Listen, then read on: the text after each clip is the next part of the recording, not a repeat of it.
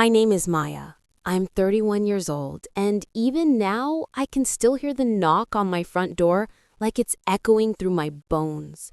I was stirring pasta sauce on the stove, the kitchen warm and smelling of basil and garlic, the kids coloring quietly at the table, and for a brief, fragile moment, everything felt normal, safe, whole. And then it came.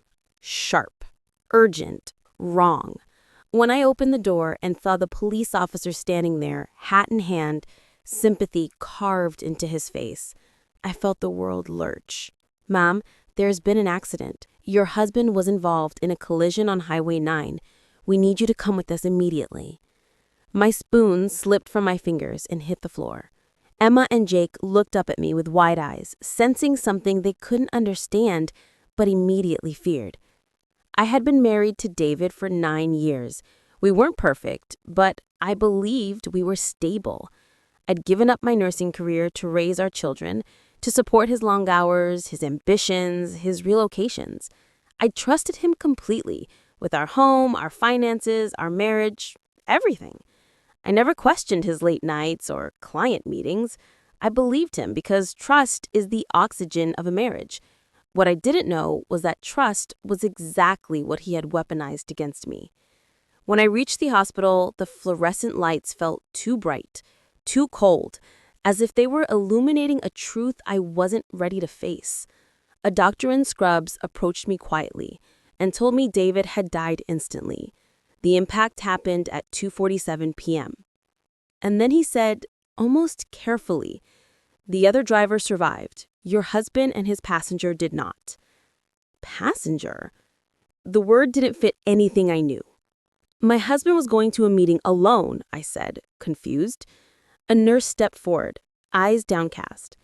"The woman with him, Jessica Chen, 28. Were you aware he was traveling with her?" My breath failed. The room tilted. I gripped the counter behind me, trying to stay grounded as people watched me with pity that felt like a knife. But nothing compared to what came next, because they handed me Jessica's belongings, assuming I was the closest person connected to her through him. Inside her purse were hotel receipts from nights David claimed he was working late, a necklace identical to one he said he lost months before, and photographs, the two of them at dinners, at hotels, holding hands, smiling like a couple building a future. My hand shook as I held the pictures, but the breaking point came when I found ultrasound images tucked into an envelope. 8 weeks. Jessica was pregnant. David wasn't just cheating, he was starting another life. Another family, one he never intended to share with me or our children. His coworkers arranged a memorial lunch. They didn't invite me. They posted pictures online, all of them laughing, celebrating David, comforting each other while I stayed home trying to explain death to 2 children who kept asking when Daddy was coming back. But I went anyway.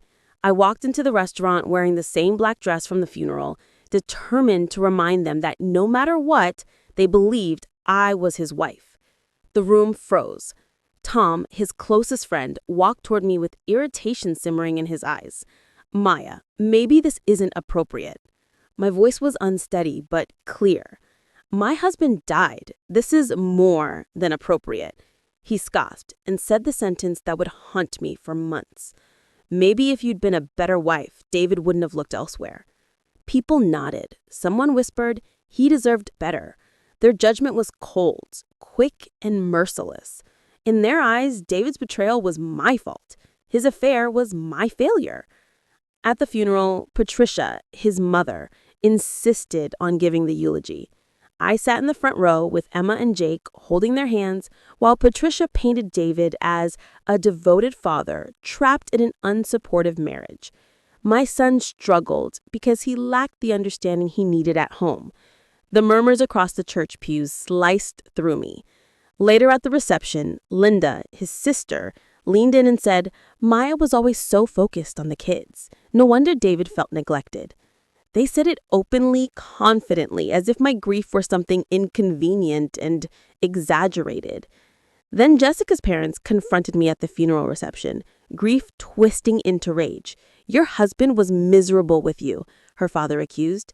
"If he hadn't been so unhappy, our daughter wouldn't have died. You owe us for the funeral, $15,000. His wife cried beside him, glaring at me like I'd personally taken their daughter's life. I didn't have the money. I barely had enough left to keep the lights on. But the worst wasn't over. 3 days later, Rick, David's business partner, came to my door carrying a briefcase and looking like he'd aged 20 years. "Maya, funds are missing. $47,000. Unauthorized expenses. We traced them to hotel stays, gifts, and personal charges." Because David was deceased and because we were married, responsibility now fell on me. And as if that wasn't enough, the bank called hours later. David had taken out a second mortgage in secret, and the insurance company refused to release the life insurance payout until fraud investigations concluded.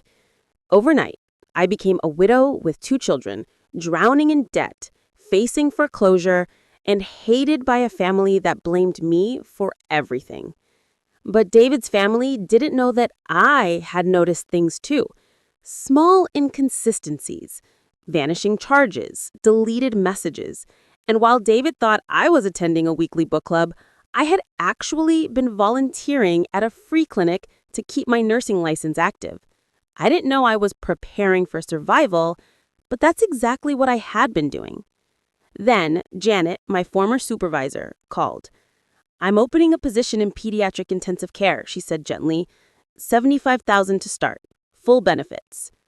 Her voice was the first kindness I'd heard in weeks. My brother Alex arrived the next weekend. He's a paralegal, sharp, observant, and relentless. When I showed him everything I saved, he stared at me and said, "Maya, this is huge. David wasn't just cheating. He was committing calculated fraud. He wasn't planning to leave you. He was preparing to destroy you." He dug deeper and uncovered files David had hidden. And what we found chilled me. David had been collecting evidence to paint me as an unfit mother.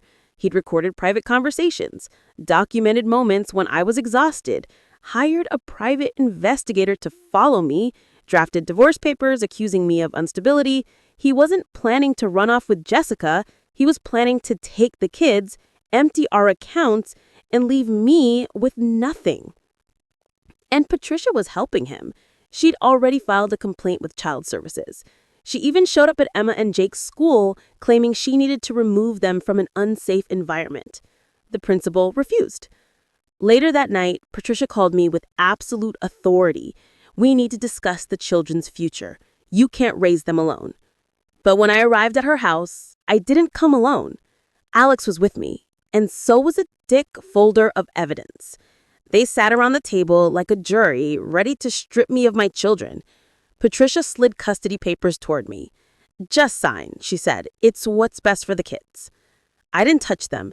Instead, I opened my folder and pressed play. David's recorded voice filled the room.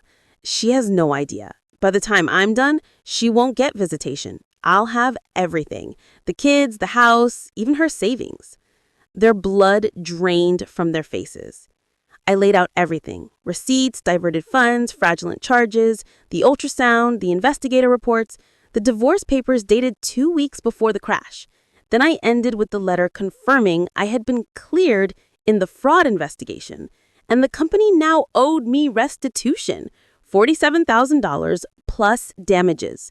I looked at Patricia and said, "I start my new job Monday.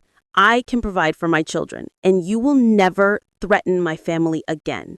Then I walked out, leaving them speechless, stunned, powerless. 3 months later, I moved into a small place near the hospital. Not big, but warm, and ours. My children were in therapy, healing. I was working as a charge nurse, rediscovering strength I thought I'd lost. And David's family? Gone. No threats, no accusations, no presence in our lives. Sometimes the quiet after a storm is the sweetest thing you can hear. And sometimes the best revenge isn't revenge at all. It's rebuilding your life so beautifully that no one can destroy it again.